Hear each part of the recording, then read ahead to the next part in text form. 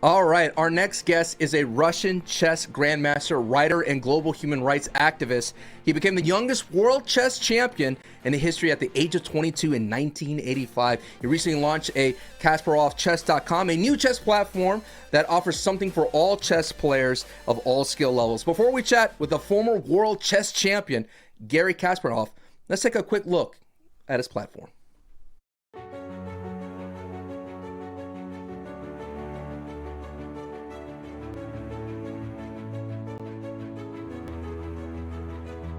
Hello everybody, I'm International Master Sofika Gramishvili, Anishgiri, Elizabeth Pitts, Levon Aronian, Frank Hauska, Maxime Vachier-Lagrave.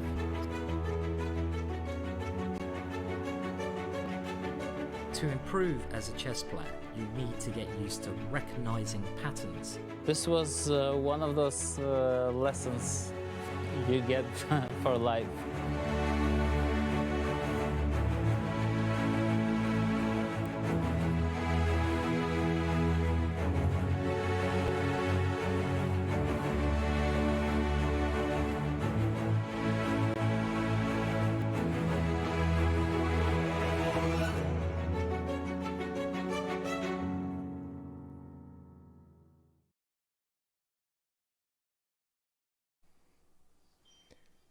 Everybody, welcome to the show, Garry Kasparov. Thank you so much for joining us today. How are you today, Garry?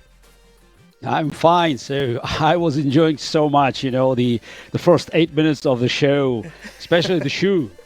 Yeah, when I was a kid in the Soviet Union back, in the late 70s, that was a dream of every kid, of every boy to have Adidas shoes. I guess I was the first one in the class because I could travel abroad as the chess prodigy. And I think by age 16, I was the happy owner of Adidas shoe. But when I looked at this shoe, it sucks. Thank you. Let's go, Garry. They did better 40 years ago.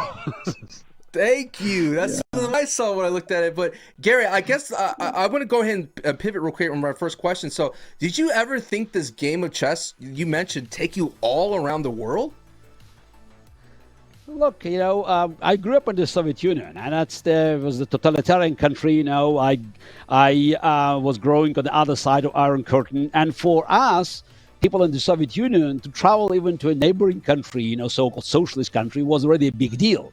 At age 13, I traveled to France, and I guess I was the only one in my neighborhood, maybe in the whole, district where I lived in the city of Baku in the south of the Soviet Union, who ever traveled to a capitalist country. And I always had a dream, because I remember when I was 6 years old, my father gave me a globe, and the book he read to me was the Magellan's Labor. I was always dreaming about big explorers, the exploration, them going around the globe and traveling to other countries. Now, according to the calculation of my daughter, I visited 103 or 104 countries, so I'm doing fine. Wow, that's insane. So you could just kind of like put little check marks all around the globe for yourself. And Chat, I do want to remind. Yeah, of course. Yeah, just like put little pins. Chat, we have Garry here. If you have any questions that you would like to ask, throw them into the chat and we will be showing them on screen. And then who knows, maybe we'll even get your question asked to Garry himself. But speaking about, let's talk about the new platform that you've created, Kasparovchess.com. Tell us about it. What is it? Look, the chess is gaining popularity. Obviously thanks to the latest success of the limited series, the Queen's Gambit. But I can tell you that there's much more chess than that is being played around the world, especially among kids, that you can find out online or on television or in newspapers. The game, is much bigger than it used to be 50 years ago. The problem is that the internet and online services, they are much bigger. And if chess increased over the last 50 years 1,000 times, the other activities, they added probably much more, so 1,000,000 times. So it's very important for us actually to find the right spot and to attract the right segment of the public. And I hope that Kasparovchess will help to bring people in, because it's not just about playing chess. It's about creating community. It's about helping you to learn about the game. And it doesn't matter how good you are. Doesn't matter how experienced you are. It's you always find something on our platform that will be exactly at your level. 8 different categories, starting from the beginner and ending with a master, and there will be material that will help you to enjoy, b to play with your friends and others, but most important, just to feel that you are a member of the community and you can always make an improvement, and also to be entertained, because at the end of the day, what is learning without entertainment? I definitely agree with that, Gary. For me, when it comes to my chess game, I just want to be the best in my house. I don't need to beat everyone on the internet. How big is your house? It ain't that big. Like, basically, my father-in-law likes to play. My brother-in-law likes to play. And Are you beating them? Or only need a tip? We go back and forth, Gary. Like, I'm not the kind of guy that looks up, the technical terms or the technical defenses or offensive things like that sort. I'm just the kind of guy that brings the queen out early and just causes a lot of chaos. Queen out early. That's not a good idea. No, So I know. Yeah. I definitely need your classes. I definitely will need to check them out. You should look, and we will have something useful for you and adults like you. So if you follow our advice, I'm sure you'll be the best in the house. Maybe even in the neighborhood. That's all Depends I on want. the size of it. That is definitely all I want. You kind of mentioned Queen's Gambit, and when you were on that show, I read that you were asked to make the actors or the actual games itself as realistic as possible. Can you take me through that process of how you did that for the Queen's Gambit? There were several elements, where I just made my contribution. One is, of course, the game of chess itself, because Scott Frank wanted to show real games. He wanted people to feel, the tension of the game, and I think he did a phenomenal job. But if you have a very close shot of the game, you have to make sure it's a real game. So that's why I guaranteed that all the games that you saw, they were of the highest quality, and they could follow very closely the description of Walter Tevis, who was also a chess fan, but sometimes his explanation of the game was not up to the level of the world class matches. But also I brought another element, which is the Soviet chess, and the Soviet champion war was followed by KGB, and it's very important just to give to people to be realistic about the atmosphere where Beth Harmon had to face Soviet opposition. And what is also important, that's the players, they spend hours, watching professional players. For instance, Polish actor Marcin Dorczynski, who played Vasily Borgov, he spent endless hours watching me playing games to make sure that his body movement, his face, everything will follow as closely as possible the real game of chess. Now, Gary, I have a question from a fan in the chat right here. It's from Itsarku, who asks, do you still enjoy playing chess after playing it for so long? Because it's been a lifetime for you. Yeah, I learned how to play chess, I don't know, 52, 53 years ago. Unfortunately, nobody was there to tweet about this moment when I discovered the game of chess. It was just a winter night, 68 to 69. So I just watched my parents trying to solve a puzzle from a local newspaper, and I got fascinated. Just, like match made in heaven. I looked at the game, and I'm still very passionate about the game. I stopped playing professionally in 2005. Now I just play some exhibition matches. I mean, I know my limitations. I'm 58, and naturally, I'm no match for younger players. But I enjoy it immensely. This is the passion that will stay with me to the end of my days. So another quick question. I mean, this is a great thing about the weekly. We have fans asking questions. So this is from Beastly Benno, Gary. It says, do you have more fun solving puzzles or creating them? Because I remember you were first introduced to chess with a puzzle. So, what do you like, creating them or solving them? Well, look, creating puzzle is quite tough for a professional player because we look at the game from a different angle. So I love solving puzzles. I mean, actually, I love everything that brings me to the chessboard. So and finding a solution, just it gives you tremendous satisfaction because there's always an idea that you have to find. And some of the puzzles that are created these days with the help of the machines, they're absolutely phenomenal. Now, Garry, this is something that I have to ask because I would love to just sit there and watch you play chess all day long. And what I do to get my chess fix, because I'm going to be honest with you, I'm quite terrible at the game. I like moving the pieces around, but there's no real goal in my head. I watch a lot of the Botez sisters who stream on Twitch who are incredibly good at chess. Would you ever consider, maybe like since you've retired professionally, to just sit down every single day and play 5 to 6 hours of chess for an audience? Look, again, I have other activities in my life, so I wear many hats. You just mentioned human rights activist. I'm chairman of Human Rights Foundation, and I have regular appearances as a speaker. I talk about cybersecurity. I've been working with Avast Software for 5 years. I'm talking about artificial intelligence, about strategy. So I wish, I could spend more time on chess, but its time is always limited, and I will be spending at least 5 hours every month on Kasparov chess. Actually, it will be more because it's you cannot measure it. So, but it's just here 10 minutes there or there. It's the pandemics was the first year when I didn't spend so much time flying around the world. So I just calculated that the last time when I spent 10 months on the ground without flying was in 1975. So I just when I was 12. So and it's just not flying around because it's my life. It's so busy. I just go from place to place, and I have to say that the year of pandemics somehow has brought me a quality family life because I could stay with kids and I could also do more with chess and again it's thanks to modern technology. I will be engaged with the game and not 5-6 hours a day, but it will be enough for people to follow me. And again, you have a question, I will be always around to satisfy your curiosity. I definitely have a question. I mean, you were one of the early chess players to actually take on AI. I mean, with Deep Blue in the early 90s. What was that thought process like? Was your goal to prove yourself as a chess player to beat AI, or was it to kind of refine AI and how it could think as a player? Yeah, first of all, let's be clear. I mean, Deep Blue was not AI. It's just, it was a machine that knew how to play chess. Deep Blue was as intelligent as your alarm clock. A very expensive one, about $10 million a piece. But it was not doing anything apart of playing chess. And by the way, most of the computers we're dealing today, they're also not AI. AI is just a new generation of machines. But at the end of the day, so it doesn't matter whether it was intelligent or not.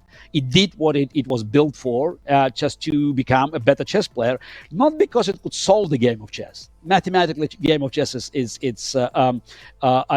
It's 10 to the 46 power of legal moves. But machines, and you all know that in any game, machines making fewer mistakes.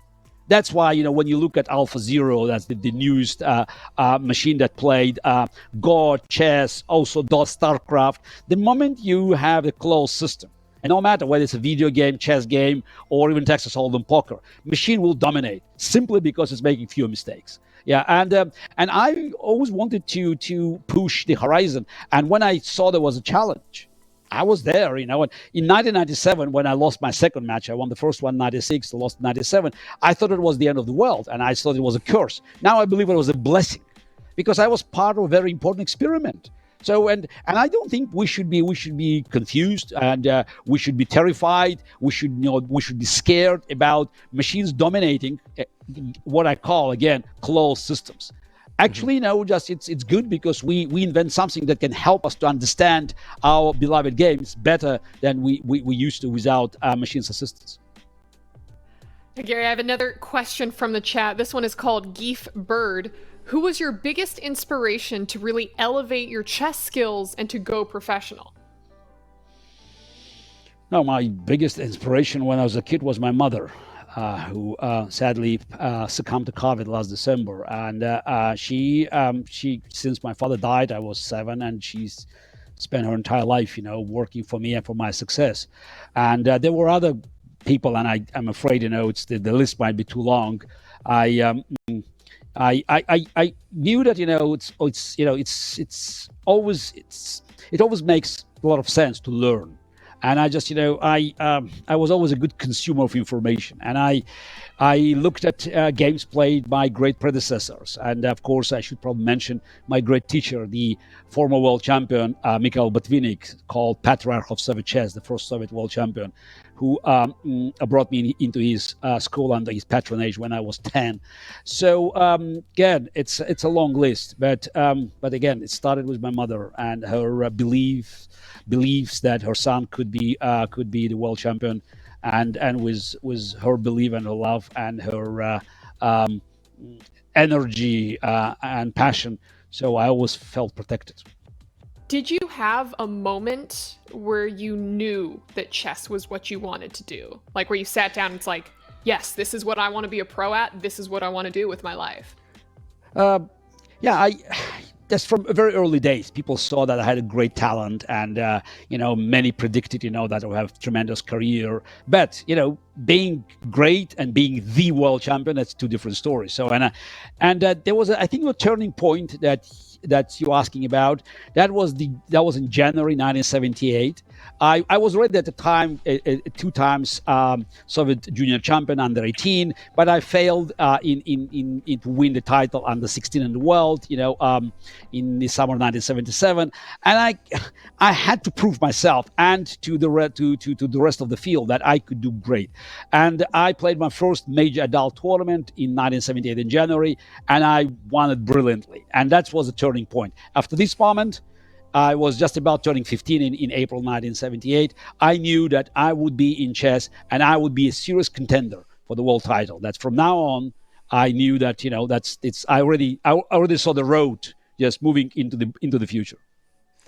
That's awesome. And Garry, you kind of mentioned, the other games like StarCraft and things like that with the machine. So when it comes to other games, are you just all in on chess, or do you play any other board games, Monopoly, Uno, anything like that? Going on in the Garry household? Monopoly, Uno, yes, of course, we play with kids. But as for video games, I have to say that, that my experience is limited to the Frozen Thrones when my eldest son was 7 or 8. And that's it. That was about 15 or 16 or 17 years ago. So, but as for other board games, yes, I know, I play them, but I always know the limits of my ignorance, and I know just, where to stop, because I'm great at chess. But even in poker, so I understand the limitations, because the way I think about these games is slightly different. But of course, always happy to sit with my friends and of course with my kids and to play a game. All right, well, Garry, you have so many people watching you right now in the audience and in the chat, and all they want to do, they heard about you, but now they want to hear a little bit more about Kasparovchess. What can you tell them that would make them go to your website right now and just dump their lives into it? Now, look, you don't have to dump your lives into any game. Dump the lives. Yes. Okay. Fine. Dump the lives. Yes. This is look. It's a typical freemium site. So that's why you have a lot for free. So, and again, we want to emphasize the importance of learning and combined with entertainment. So we have video lessons, highest quality, recorded in Paris, thanks to the Vivendi, and they really produced a very high quality. We have our ambassadors. You saw all of them, and they keep providing these lessons. So we already have more than 800 lessons, and they keep being recorded. We're adding 1,000 every year. But you always have puzzles. Yeah, and on top of that, I'm going to record next month my new masterclass, and that will be for 3 segments of the players, for beginners, advanced players, and strong players. The only reason it's not yet there is because of the pandemics. It was supposed to be recorded March last year, but I will be doing it in June. Again, there will be plenty of entertainment there. Of course, you can play chess, but I invite you to enjoy the game, watch others, and again learn. Learning plus entertainment and being part of the community. That's what we guarantee. All right. All right, I definitely have to check that out because you roasted me when I said I bring out the queen. So I understand. I got a lot of work to do. The world champion. Yeah, look, you know, with every game, so you don't have to bring the strongest piece. You don't have to shoot, with a main caliber weapon. You better keep your powder dry and just, and attack your opponent. Surprise him or her. When the moment is right. Or you just flip the table when no one else is looking. It looks like you're about to lose. You grab the chessboard and you go full 6-year-old like, I didn't want to play anyways. And then it's like, oh, I think I had won. I think I had won. Okay, but this is like chess is probably a little bit dull for those who just who move everything with their hands, because here it's just again, it's you have to sit on your chair, not on a cactus, or on a ball. And before your hand makes a move, you have to think. So that's somehow it's a slightly different order, because many games you move with your hands. So in chess, still a few moments before making a move, use your brains. All right, so we got one last question from the chat, is coming from Blue Gray. He says, you are usually, Garry, the GOAT, the greatest of all time when it comes to chess. Do you have a player that you've seen that will get your vote, the stamp of Garry's approval? Look, I wrote a serious book about great players called My Great Predecessors, and I have tremendous respect for all world champions, because being world champion simply meant that you were the best of your generation, and you brought something new to the game of chess. Right now, our current world champion is Magnus Carlsen. I worked for about a year with him in 2009, 2010, when he was just going up. I think he's absolutely phenomenal. So I look at him playing chess, and I enjoy it very much. So that's very important that we have such a great impressive ambassador for the game that I still love so much. Garry Kasparov, 13th World Chess Champion. Thank you so much for taking the time to join us here today. Very excited. Thank you for having me. Thank you very much. Of course.